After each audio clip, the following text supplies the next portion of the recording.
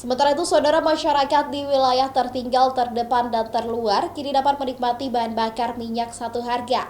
Peresmian BBM satu harga secara serentak berlangsung di Fuel Terminal Krung Raya Aceh Besar. 9 titik lembaga penyalur yang berada di wilayah 3T ini diresmikan langsung oleh Badan Pengatur Hilir Minyak dan Gas Bumi bersama PT Pertamina Patra Niaga Regional Sumatera Bagian Utara.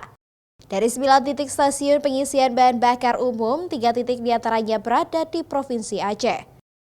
Adapun sejumlah lembaga penyaluran BBM satu harga yang diresmikan antara lain SPBU yang berada di Bunguran Selatan, Rusip Antara, Siberut Barat Daya, Woyla Timur, Linge, Batang Natal, Pining, Pesisir Tengah, dan Rantau Rasau. BPH Migas juga menjamin kuota BBM subsidi di wilayah 3T. Penerapan BBM satu harga ini merupakan wujud program energi berkeadilan bagi masyarakat, khususnya mereka yang berada di wilayah 3T. Sehingga bisa menikmati BBM satu harga dan perekonomian masyarakat di wilayah 3T dapat meningkat.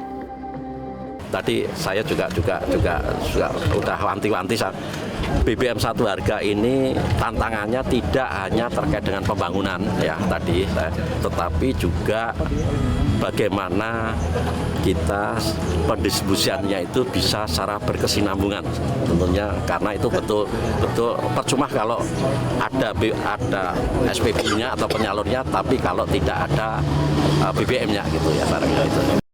Selain petugas, masyarakat yang berada di wilayah 3T juga diminta untuk melakukan pengawasan terhadap BBM subsidi tersebut, sehingga tak ada oknum yang bermain meskipun berada di wilayah yang jauh diakses.